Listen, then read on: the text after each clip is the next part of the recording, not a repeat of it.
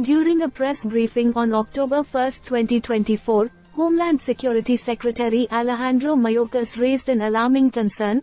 The Federal Emergency Management Agency, that is FEMA, may not have sufficient funding to last through the remainder of the hurricane season.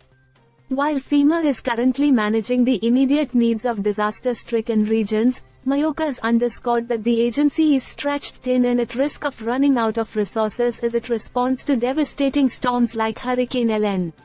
Hurricane Helene, which swept through Florida and the southeast, has already claimed over 160 lives and left widespread destruction. FEMA is providing critical assistance in the form of meals, water, and generators, but this level of demand, coupled with the potential for more storms, is pushing the agency to its financial limits. Mayorkas did not specify the exact amount of funding required but highlighted the urgency of the situation, especially as the U.S. braces for the possibility of another hurricane hitting soon. Although Congress recently approved $20 billion for FEMA's disaster relief fund, the influx of resources is proving to be inadequate. This financial lifeline was part of a short-term government spending bill that funds the agency through December 20, 2024. However, given the escalating needs from disasters, that money is at risk of being depleted much earlier.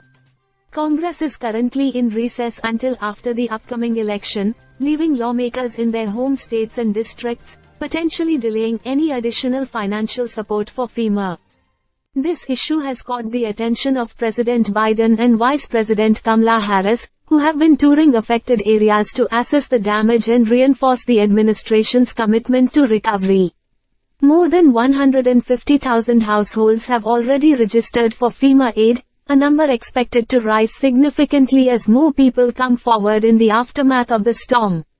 The strain on FEMA is not only a current financial concern but also a broader systemic issue.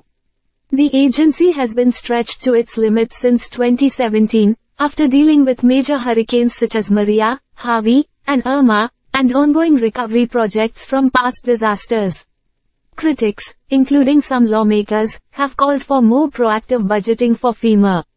Instead of relying on emergency supplemental funding after disasters, which can be subject to political delays, they argue the agency should be fully funded from the start.